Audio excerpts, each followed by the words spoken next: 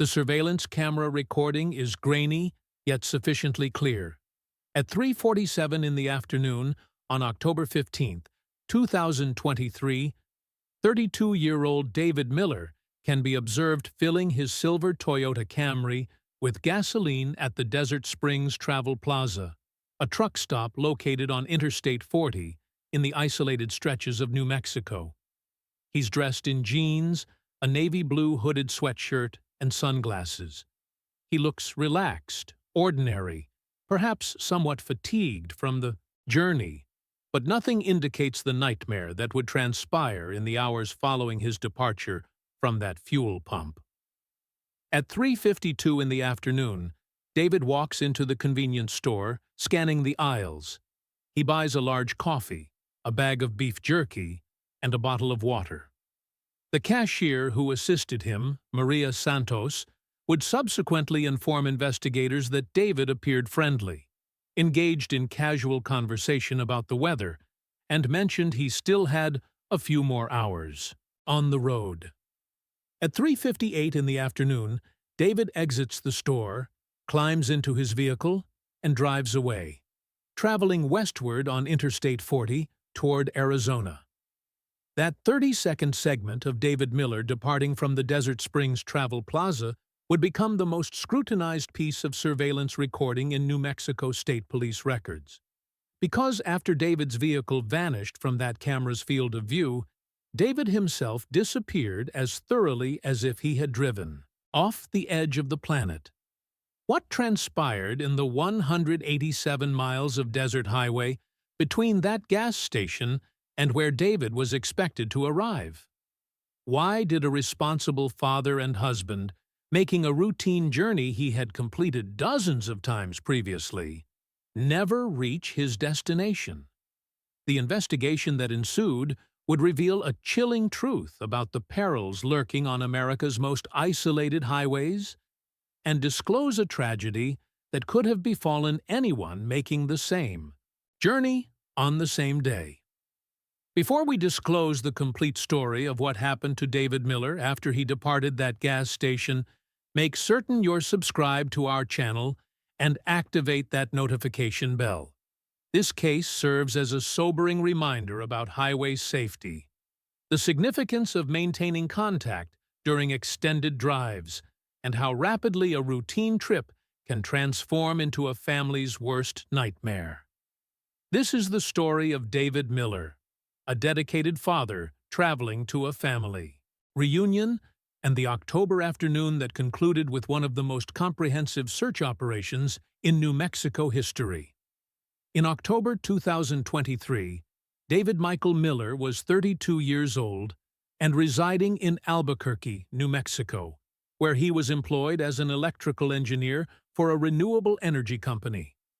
Standing 6 feet tall with dark brown hair, blue eyes, and an athletic physique maintained through regular hiking and cycling, David was recognized for his reliability, his devotion to his family, and his appreciation of the American Southwest's vast landscapes. David had been raised in Flagstaff, Arizona, as the middle child of 3 brothers. His parents, Richard and Susan Miller, both worked as educators at Northern Arizona University.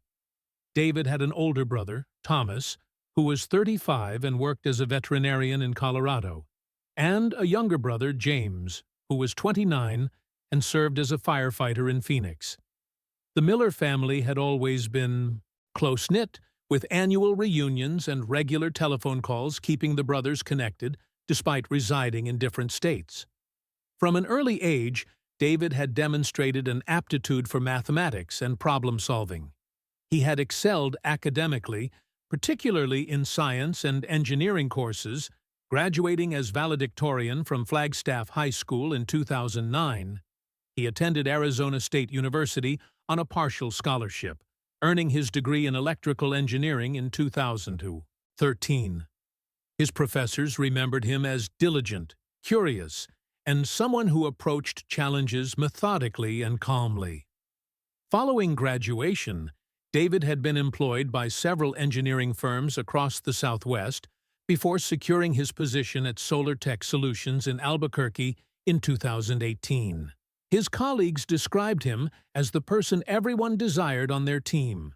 Technically skilled, patient when explaining complex concepts, and reliable to the extent where if David stated something would be completed, you could depend on it being finished exactly as promised. David's personal life was equally stable and rewarding. In 2017, he had married his college sweetheart, Jennifer Martinez, a pediatric nurse who was employed at a children's hospital in Albuquerque. The couple had a daughter, Emma, who was 3 years old in October 2023, and Jennifer was 6 months pregnant with their second child. Friends and family described David and Jennifer's marriage as strong and happy, constructed on mutual respect, shared values, and a profound commitment to building a good life for their expanding family. David's personality was characterized by thoughtfulness, responsibility, and a quiet strength. He wasn't the most vocal person in a room, but he was frequently the one people approached when they needed solid advice or practical assistance. He was the friend who would help you relocate, who appeared when he stated he would, who remembered significant dates and followed through on commitments. His 3-year-old daughter Emma adored him, and anyone who observed them together could perceive the gentle patience with which David approached fatherhood. Outside of work and family, David was an enthusiastic outdoorsman. He loved hiking in the Sandia Mountains near Albuquerque, camping in national forests, and taking road trips to explore the Southwest's natural beauty. He had driven the route between Albuquerque and Flagstaff dozens of times throughout the years and knew Interstate 40 well. The drive was approximately 320 miles and typically took about 5 hours, depending on traffic and weather conditions. On October 13, 2023, 2 days before his disappearance, David had received a telephone call from his mother Susan, informing him that his father Richard had been diagnosed with early-stage prostate cancer. While the prognosis was favorable and treatment was expected to be successful, the family decided to organize an impromptu reunion in Flagstaff that weekend to support Richard and spend time together as a family. All 3 brothers immediately made arrangements to return home. David had initially planned to drive to Flagstaff with Jennifer and Emma, making it a family journey. But Jennifer was experiencing severe pregnancy fatigue and morning sickness, and her physician had recommended against lengthy car trips. David and Jennifer decided that he would make the drive alone on Friday, October 15th, attend the family gathering over the weekend, and return to Albuquerque on Monday, October 18th. Jennifer and Emma would remain home and rest. On the morning of October 15th, David had gone to work as usual, attending meetings and completing project tasks. His supervisor, Marcus Thompson, later informed investigators that David had appeared his normal self that morning, focused, professional, and anticipating seeing his family that weekend. David departed work at 1:30 in the afternoon, earlier than usual, but with his supervisor's approval given the family situation. David arrived home at 1:50 in the afternoon, where Jennifer had packed him an overnight bag and prepared sandwiches for the drive. Security footage from their apartment complex displays David loading his silver 2019 Toyota Camry at 2:15 in the afternoon. Neighbors later reported observing David saying goodbye to Jennifer and Emma, kissing them both, and promising to call when he arrived in Flagstaff. At 2:27 in the afternoon, David transmitted a text to his family group chat. On the road. Should be there around 7:30. Love you all. Can't wait to see Dad and catch up with everyone. The message was read and responded to by multiple family members with encouraging messages and expressions of excitement about the reunion. David's route was straightforward, and one he had traveled many times, Interstate 40 west from Albuquerque through New Mexico and into Arizona, exiting at Flagstaff. The drive was almost entirely highway, passing through increasingly remote desert landscape as it moved westward. Cell phone coverage was sporadic in some sections, but David's phone was equipped with GPS, and he had downloaded offline maps just in case. At 3:47 in the afternoon, David stopped at the Desert Springs Travel Plaza, approximately 150 miles west of Albuquerque, right at the New Mexico-Arizona border. This was his customary stopping point for gasoline and a break during the drive. The security footage displays him pumping gas, entering the convenience store, and departing at 3:58 in the afternoon, all completely normal and routine. David Miller was a man who did everything correctly. He was responsible, reliable, and careful. He had made this drive dozens of times without incident. He had informed his family where he was, traveling, and when he anticipated arriving.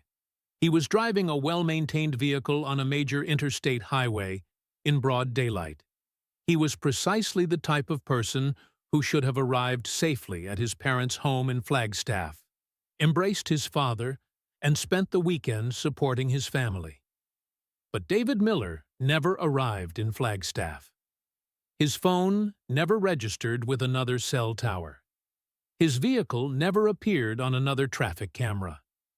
And the mystery of what happened to him in Toyota, those 187 miles of desert highway between the Desert Springs Travel Plaza and Flagstaff, would consume hundreds of investigators, volunteers, and family members in a search that would ultimately reveal a tragedy no one could have anticipated. October 15, 2023, was a clear autumn day across the Southwest, with temperatures in the mid-70s and excellent visibility. Weather conditions were ideal for the drive David Miller was undertaking from Albuquerque to Flagstaff. There were no storms forecast, no high winds, no factors that would have made the journey hazardous. David's Toyota Camry was in excellent mechanical condition. He had taken it for routine maintenance just 3 weeks earlier, on September 22nd, and the service records showed new tires, fresh oil, and no mechanical issues. The vehicle was reliable, well-maintained, and perfectly suited for highway driving. After departing the Desert Springs Travel Plaza at 3:58 in the afternoon, David should have continued westward on Interstate 40 for approximately 187 miles before taking exit 195 toward Flagstaff. The route was straightforward.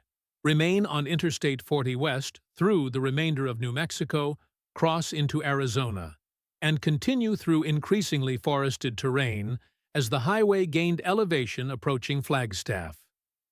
The drive from the gas station to Flagstaff should have taken approximately 2 hours and 45 minutes, placing David's arrival time at around 6:45 in the evening, well ahead of his estimated 7:30 in the evening arrival that he had texted to his family.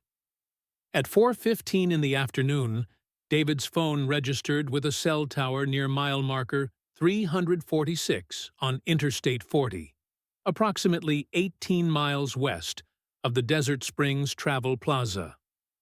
This was the final confirmed location data from David's phone.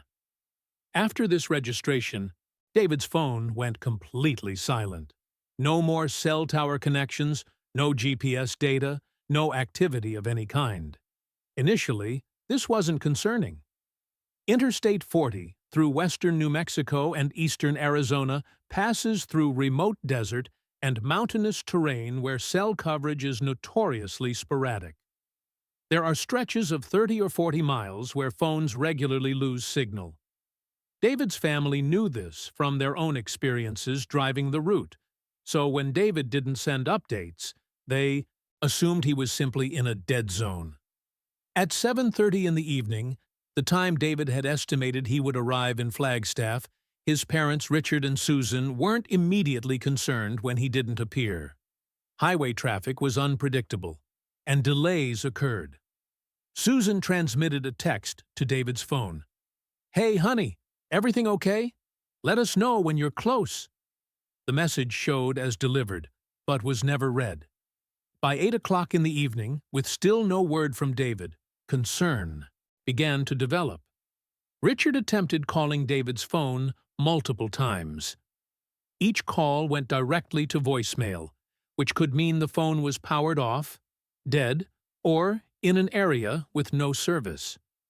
Richard left messages. "David, call us when you receive this. We're starting to worry." At 8:30 in the evening, Jennifer called Richard and Susan from Albuquerque. She had been texting David throughout the afternoon with no response, which was unlike him.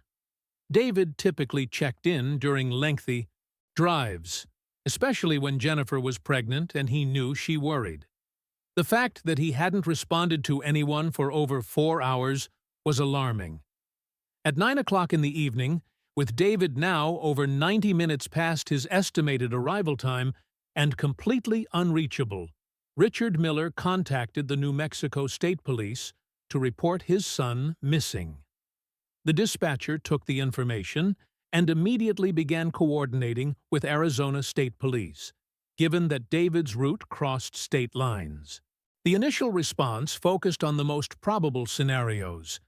David had been in an accident and was potentially injured, or his vehicle had broken down in a remote area without cell service. State police in both New Mexico and Arizona began checking accident reports, hospital admissions, and coordinating with tow companies for any reports of disabled vehicles matching David's car description.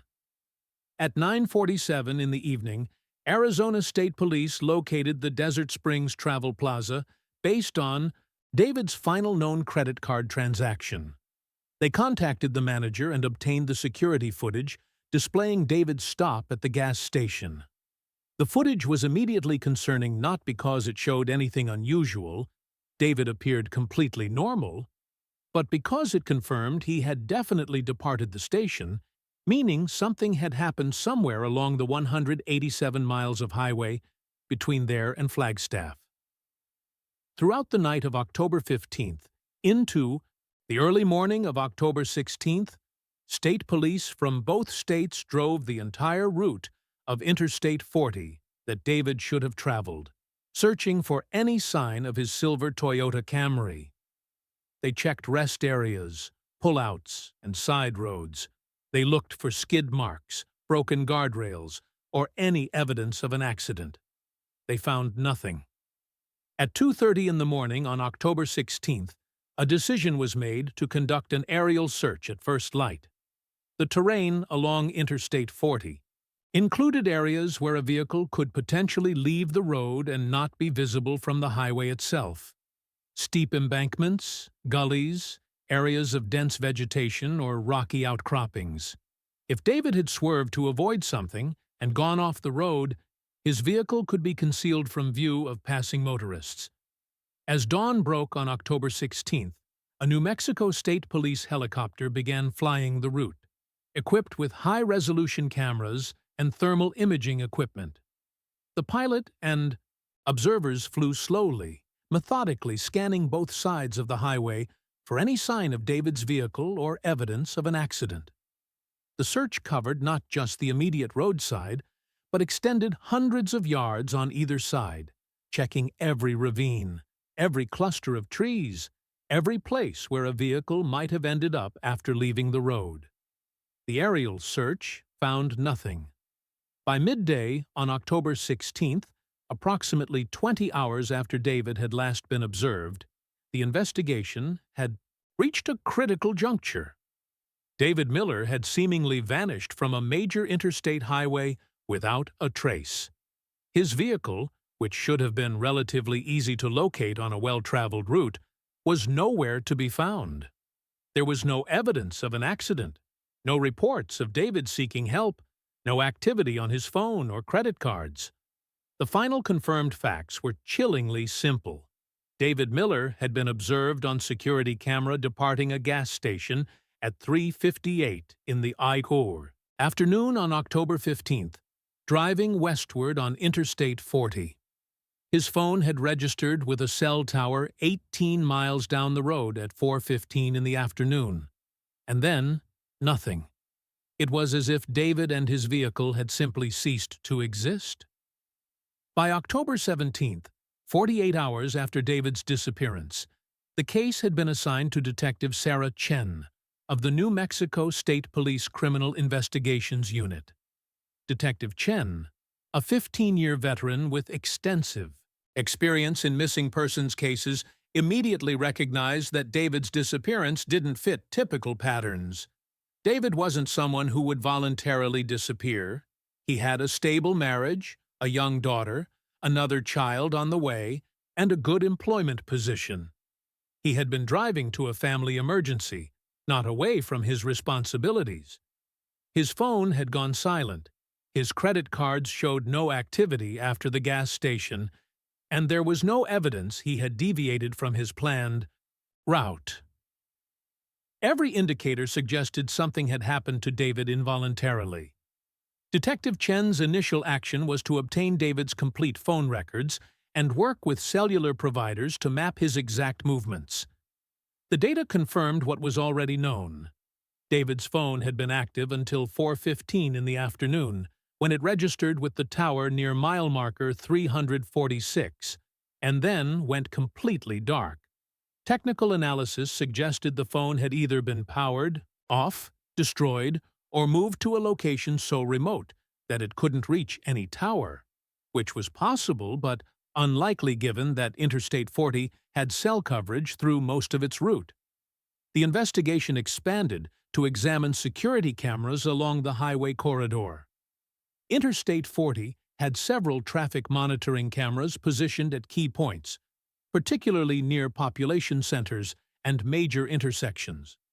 Detective Chen's team obtained footage from every available camera between the Desert Springs Travel Plaza and Flagstaff, hoping to catch a glimpse of David's silver Camry. The results were puzzling. Traffic cameras near Gallup, New Mexico, approximately 40 miles west of the gas station, showed multiple silver Toyota Camrys passing during the relevant time window, but the image quality and angles made it impossible to definitively identify license plates or confirm whether any were David's vehicle. After mile marker 346, the location of David's final phone registration, there were no traffic cameras for over 60 miles until approaching the Arizona state line. This 60-mile stretch of Interstate 40 became the primary focus of the investigation. It was remote, sparsely populated, with limited exits and vast stretches of open desert. If something had happened to David, it had most likely occurred in this corridor. On October 18th, Detective Chen organized an expanded ground search involving over 50 volunteers from both New Mexico and Arizona, including search and rescue teams, off-road vehicle clubs, and local law enforcement. The searchers spread out in a grid pattern, covering both sides of the highway for miles in each direction. They searched ravines, checked under bridges, explored dirt roads and trails that branched off from the interstate. They found abandoned vehicles, but none were David's Camry. They found trash, camping equipment, and the detritus of decades of highway travel. But they found no sign of David Miller. Detective Chen also conducted extensive interviews with truck drivers, travelers, and anyone who had been on Interstate 40 on October 15th. She reached out through social media, news outlets, and trucking company networks, asking anyone who had driven that route that afternoon to come forward with any information, no matter how insignificant it might seem. Several witnesses came forward with potential sightings, but none could be confirmed. A truck driver thought he remembered passing a silver sedan pulled over on the shoulder somewhere around mile marker 320, but he couldn't remember the exact location or time and wasn't certain about the vehicle make or model. A family traveling to Arizona thought they observed a vehicle matching David's description at a rest area, but the timing didn't align with when David would have been in that location. By October 20th, 5 days after David's disappearance, the case had gained significant media attention. David's photograph was circulated across news outlets throughout New Mexico and Arizona. His family held a press conference, with Jennifer making an emotional plea for anyone with information to come forward. The sight of David's pregnant wife and young daughter begging for help finding their husband and father touched thousands of people and generated dozens of new tips. But despite the expanded search efforts, the media coverage, and the hundreds of volunteer hours invested, the investigation had produced no concrete leads. David Miller remained missing, his vehicle was nowhere to be found, and what had happened in that desolate stretch of Interstate 40 remained a complete mystery. As October turned to November 2023, the search for David Miller entered a new phase. The initial intensive ground and air searches had been exhausted without results, and investigators faced the grim reality that David and his vehicle had disappeared into what seemed like thin air on a heavily traveled interstate highway. Detective Sarah Chen refused to surrender. She assembled a team of specialists including accident reconstruction experts, geologists familiar with the terrain, and behavioral analysts to examine every possibility of what could have happened to David in that critical window between 4:15 in the afternoon and when he should have arrived in Flagstaff. The primary theories that emerged fell into several categories, each with its own set of problems and questions. Theory number 1. Fatal accident with hidden vehicle. The most likely explanation, statistically speaking, was that David had been in an accident that sent his vehicle off the road and into terrain where it couldn't be easily spotted. The New Mexico-Arizona border region along Interstate 40 includes areas with steep embankments, deep arroyos, and rocky terrain covered with desert vegetation that could potentially conceal a vehicle. Accident reconstruction. Experts noted that if David had swerved suddenly to avoid an animal or debris, or if he had a medical emergency like a heart attack or stroke, his vehicle could have left the road at high speed and traveled considerable distance before coming to rest. In the desert landscape, a silver vehicle could blend into rocky terrain, especially if it had rolled or ended up in a gully. However, this theory had significant problems. The aerial search had been thorough, using thermal imaging that should have detected a vehicle even under vegetation. Ground searchers had covered miles of terrain on both sides of the highway, and there were no skid marks, no damaged guardrails, no debris on the shoulder that would indicate a vehicle leaving the road at high speed. Theory number 2. Voluntary disappearance. Investigators had to consider the possibility that David had chosen to disappear voluntarily. While this seemed completely out of character, Detective Chen knew that people sometimes harbor secret struggles or make impulsive decisions that shock those closest to them. Financial records were scrutinized for signs of hidden debt, gambling problems, or unusual transactions. David's bank accounts were reviewed, credit cards checked, investments examined. They found nothing concerning.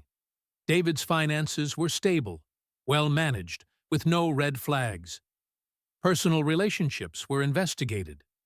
Was there marital trouble, affairs, hidden addictions? Interviews with Jennifer, friends, colleagues, and family members all painted the same picture.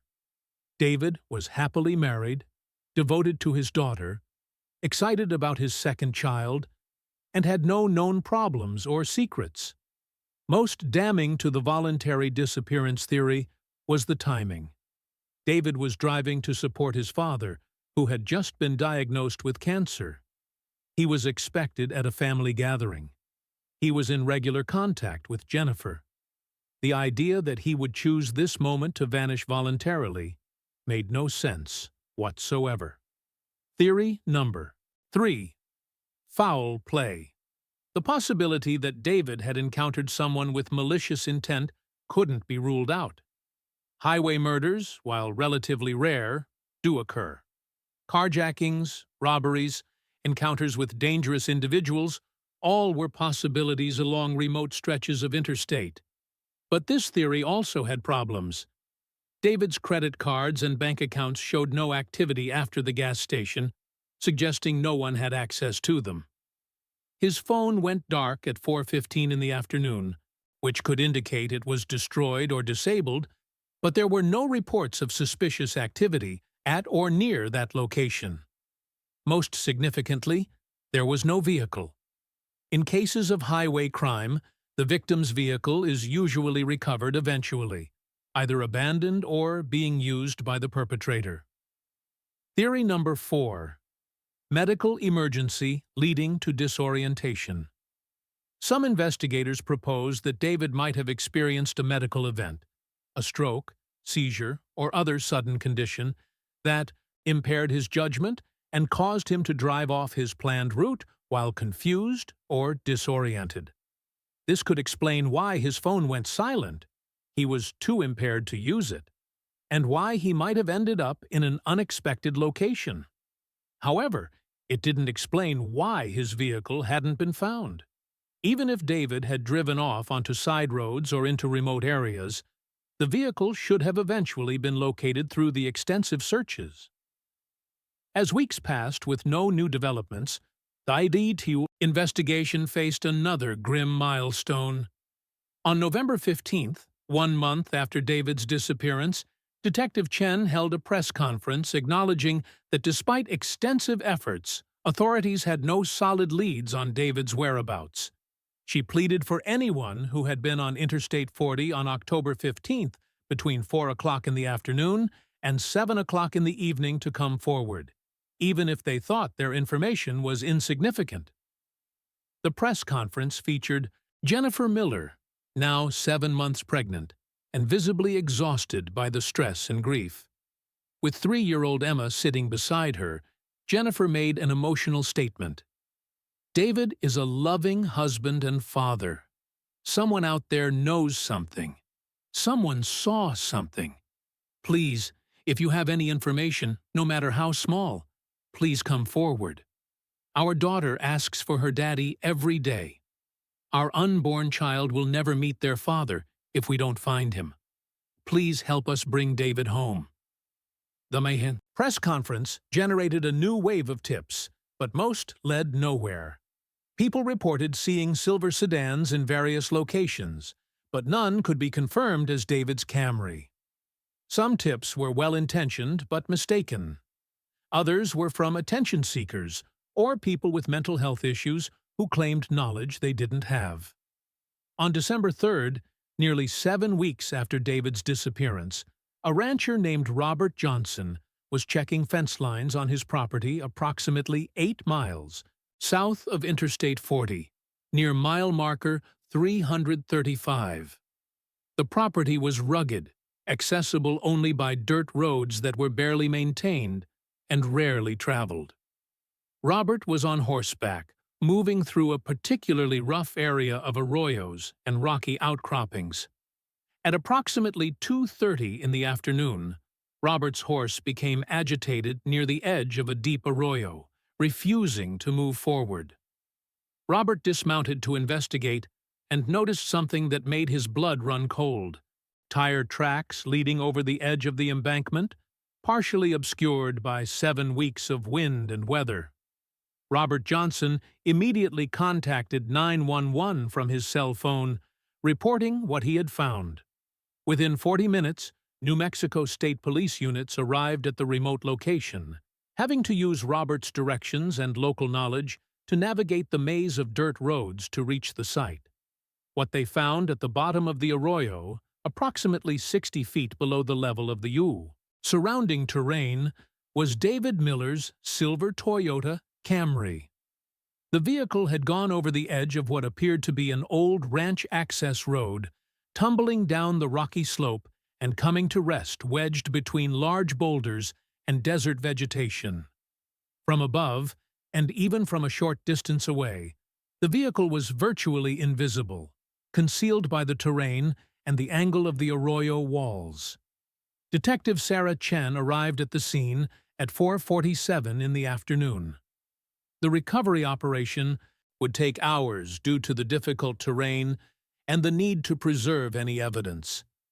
As investigators carefully made their way down to the vehicle, the grim reality of what they were about to find settled over everyone present. David Miller's body was found inside the vehicle, still in the driver's seat, secured by his seatbelt. Preliminary examination by the medical examiner suggested he had died on impact, or shortly thereafter, from injuries sustained in the crash. There was no evidence of foul play, no signs that anyone else had been involved. David had been alone in the vehicle when it went over the embankment. The investigation into how David's vehicle ended up in that remote location would take weeks to fully piece together. But the evidence painted a clear picture of a tragic series of events. Examination of the crash site and David's GPS data recovered from his phone revealed what had happened. At approximately 4:20 in the afternoon on October 15th, just 5 minutes after his final cell tower registration, David had pulled off Interstate 40 at exit 330, a small exit marked for ranch access roads with no services or facilities. Why David took this exit remains unknown. The leading theory, based on examination of David's phone records and vehicle data, is that he was experiencing car trouble, possibly a warning light on his dashboard or an unusual sound, and pulled off the interstate to check on it safely. Another possibility is that he needed to use the bathroom and, seeing no rest areas immediately available, took the exit, thinking he could find a private spot. The exit led to a poorly maintained dirt road that serviced ranch properties in the area. David had driven approximately 3 miles south on this road, perhaps looking for a place to turn around or investigating the source of his vehicle concern. The road conditions deteriorated the further south he went, with deep ruts, loose gravel, and sections washed out by past storms. At a point where the road curved near the edge of the arroyo, David's vehicle had either lost traction on the loose surface or David had misjudged the edge of the road. The vehicle went over the embankment, tumbling 60 feet down the rocky slope. The impact was catastrophic. David died almost instantly from blunt force trauma. The reason the vehicle hadn't been found during the extensive searches became painfully clear. The location was 8 miles from the interstate, well beyond the search radius that had focused on areas immediately adjacent to the highway. The arroyo system was deep and complex, with the vehicle wedged in a position that made it invisible from aerial searches, unless you were directly overhead at exactly the right angle. Even the ground searches that had covered miles of terrain had not extended this far south on this particular access road.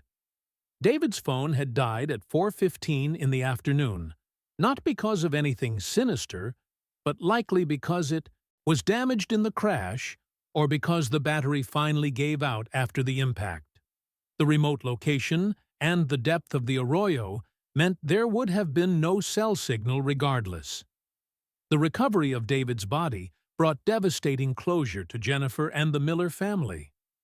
On December 5, 2023, 51 days after David had departed the Desert Springs Travel Plaza with a coffee and a smile, his remains were released to his family for burial. The autopsy confirmed what investigators suspected. David had died from multiple traumatic injuries sustained in the crash, with death occurring within minutes of impact. There was no evidence of any pre-existing medical condition that might have contributed to the accident. David had simply made a decision to exit the interstate, for reasons that would never be fully known, and had encountered road conditions that led to a fatal accident in a location so remote that his vehicle remained hidden for 7 weeks. Despite intensive search efforts, the case of David Miller was officially resolved on December 3, 2023, when his body was recovered from the remote arroyo, but the tragedy's impact would resonate far beyond that date. The final investigation report, completed in January 2024, concluded that David's death was accidental, resulting from a vehicle leaving a poorly maintained road and tumbling into terrain that proved fatal. No mechanical defects were found in the Toyota Camry that would have contributed to the accident. No medical conditions were discovered that would have impaired David's driving. It was simply a tragic accident that occurred in a remote location where help couldn't reach him. The question of why David took exit 330 remains partially unanswered. The most likely explanation, supported by data recovered from his vehicle's computer system, is that a dashboard warning light had illuminated shortly before he exited. Vehicle diagnostics showed a minor sensor malfunction that would have triggered a warning. David, being methodical and responsible, likely pulled off to investigate safely, rather than continuing to drive with an unknown warning light. The secondary question, why he continued 3 miles down a deteriorating dirt road, may never be fully answered. Investigators theorize that once on the access road, David was looking for a place to turn around safely, and the road conditions worsened, gradually enough that he didn't realize how dangerous it had become until it was too late. David Miller's death led to significant changes in search and rescue protocols in New Mexico and Arizona. The case highlighted how easily someone could disappear even on major travel corridors if they ventured just a few miles off the main route. New Mexico State Police implemented enhanced procedures for searching ranch access roads and remote exits during missing persons cases. GPS tracking technology, recommendations for solo travelers were strengthened. For Jennifer Miller, the discovery brought the terrible gift of closure. She gave birth to their son, David Jr., in January 2024. Though her children would grow up without their father, they would at least know what happened to him and be able to honor his memory. Jennifer later established the David Miller Highway Safety Foundation, providing resources for travelers and funding technology to help locate missing persons more quickly. David's funeral in Flagstaff in December 2023 was attended by hundreds of people whose lives he had touched. His father, Richard, though devastated by losing his son, spoke about how David had lived his life with integrity, responsibility, and love for his family. The stretch of Interstate 40, where David was last observed, remains heavily traveled today. Thousands of vehicles pass that point every day, most drivers unaware of the tragedy that unfolded just miles away. David's case serves as a reminder that even the most routine journeys carry risk, that responsible decisions can still lead to tragic outcomes, and that help can be agonizingly far away, even on well-traveled routes. Today, Emma is 5 years old, and David Jr. is nearly 1. Jennifer keeps photographs of David throughout their home, ensuring her children know their father through stories, pictures, and the legacy of kindness he left behind. She often thinks about that October afternoon when she kissed David goodbye, never imagining it would be the last time. David Miller's story is a sobering reminder about the fragility of life and how quickly circumstances can change. He did nothing wrong. He made reasonable decisions with the information he had.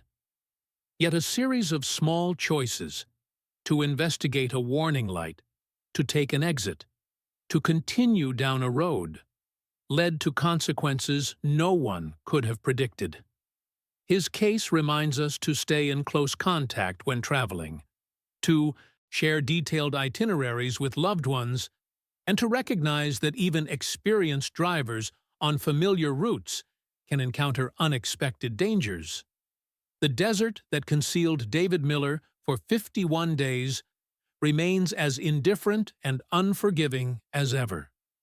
But his memory lives on in his children, in the safety improvements his case inspired, and in the reminder to treasure every moment with the people we love, because we never truly know when a routine drive might become a final goodbye.